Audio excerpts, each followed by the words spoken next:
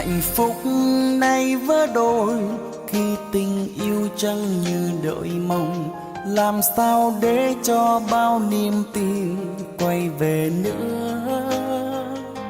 Dù anh vẫn yêu mình em, dù yêu thương vẫn luôn đậm sâu, mà hôm nay anh phải buông tay cho người ra đi. Chẳng phải anh đổi thay mà là do chính em đổi thay. Vì anh thấy tim em giờ này không còn cảm giác. Thà đau đớn một lần thôi, thà vô tâm để em rời xa. Vì anh đây không thể cho em bao điều em mong. Rồi sẽ cố quên người, quên hết đi từng tháng năm còn nhau. Sẽ xem như cơn mơ vừa thoáng qua, rồi chẳng suy nghĩ thêm nhiều. Từ nhũ kết thúc như vậy sẽ tốt hơn và sẽ thấy nhẹ nhàng. Dẫu mai đây bên em là ai, chẳng phải anh chỉ mong em sẽ mãi hạnh phúc hơn bên ai.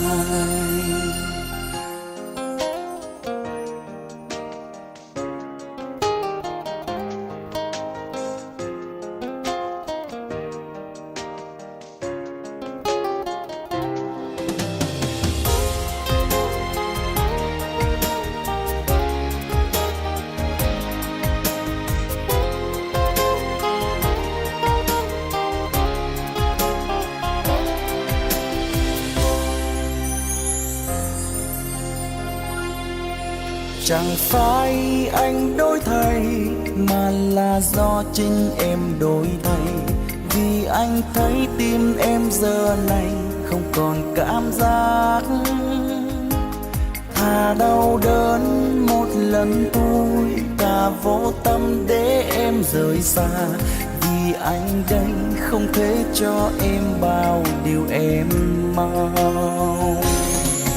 Rồi sẽ cố quên người, quên hết đi từng tháng năm còn nhau. Sẽ xem như cơn mơ vừa thoáng qua, rồi chẳng